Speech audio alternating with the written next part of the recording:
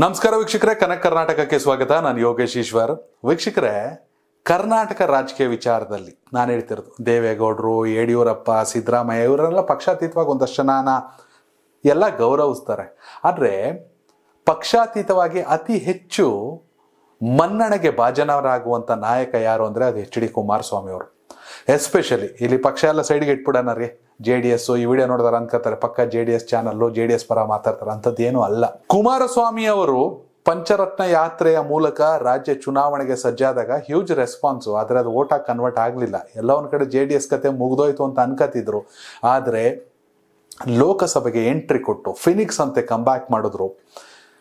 ಕೇಂದ್ರದಲ್ಲಿ ಸಚಿವರು ಕೂಡ ಆಗಿದ್ದಾರೆ. ಸಚಿವರಾದ್ಮೇಲೆ ರಾಜ್ಯಕ್ಕೆ ಏನಾದ್ರು ಸೇವೆ ಸಲ್ಲಿಸಲೇಬೇಕಲ್ಲ.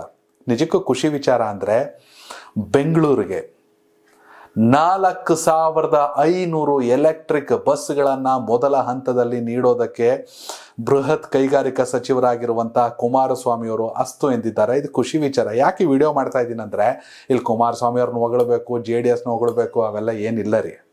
ಒಳ್ಳೇದು ಮಾಡಿದಾಗ ಒಳ್ಳೇದು ಅನ್ಬೇಕಷ್ಟೇನೆ. ಬೆಂಗಳೂರು ಮಳೆ ಬಂದುಬಿಟ್ರೆ ಹಣೆ ಬರ ನೋಡೋಕ್ಕಾಗಲ್ಲ. ಬೆಂಗಳೂರು ಅಭಿವೃದ್ಧಿ ಅದೊಂಥರ ಅಭಿವೃದ್ಧಿ ನಿರಂತರ. DK ಶಿವಕುಮಾರ್ ಅವರು ಹೇಳ್ತಿದ್ರು ದೇವರೇ ಬಂದರೂ ಬದಲಾಯಿಸೋಕ್ಕಾಗಲ್ಲ ಅಂತ. ನಿಜ.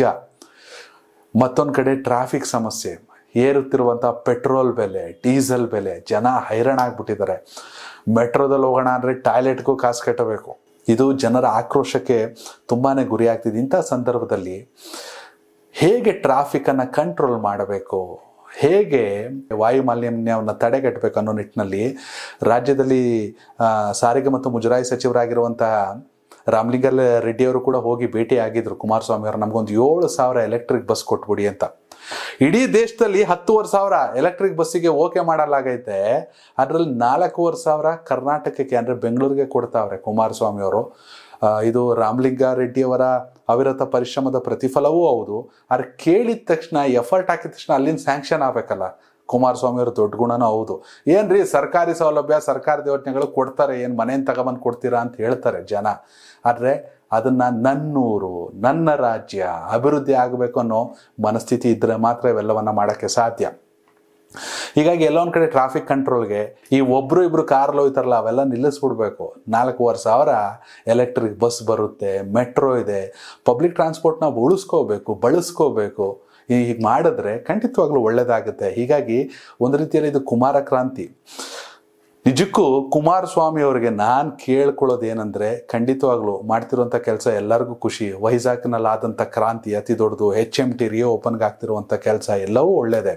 ಆದರೆ ಬೆಂಗಳೂರಲ್ಲಿ ಮಾತ್ರ ಉದ್ಯೋಗ ಅವಕಾಶಗಳು ಅನ್ನೋದು ತುಂಬ ಜನಕ್ಕೆ ಗೊಂದಲ.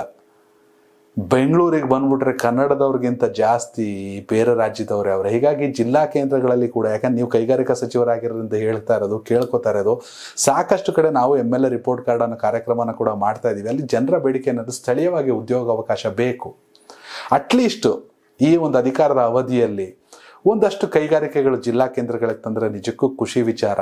ಆವಾಗ ನಿಜವಾದ ಕುಮಾರ ಕ್ರಾಂತಿ ಆಗುತ್ತೆ. ಜನ ಬಯಸ್ತಾರೆ ಕುಮಾರಣ್ಣನ ನಾವು ಅಲ್ಲಿ ಬಿಟ್ಬಿಡಲ್ಲ, ಕರ್ಕೊಬತ್ತೀವಿ 27-28 ಎಲೆಕ್ಷನ್ಗೆ, 27ಕ್ಕೆ ಕರ್ಕೊಬಂದ್ಬಿಡ್ತೀವಿ, ಎಲೆಕ್ಷನ್ಗೆ ಅಣ್ಣ ನಿಂತ್ಕೊಳ್ಳೇಬೇಕು, ಮತ್ತೆ CM ಆಗಬೇಕು ಅಂತ. ಗೊತ್ತಿಲ್ಲ, ಆ ಜನರ ಅಭಿಲಾಷೆ. ಹೀಗಾಗಿ ಕುಮಾರಸ್ವಾಮಿ ಅವರ ಈ ಎಲೆಕ್ಟ್ರಿಕ್ ಕ್ರಾಂತಿ ಕೈಗಾರಿಕೆಗೆ ಕೂಡ ಎಕ್ಸ್ಪೆಂಡ್ ಆಗಬೇಕು ಅನ್ನೋದು ಜನರ ಅಭಿಲಾಷೆ. ಈಗ ಕರ್ನಾಟಕಕ್ಕೆ 4,500 ಎಲೆಕ್ಟ್ರಿಕ್ ಬಸ್ಗಳು.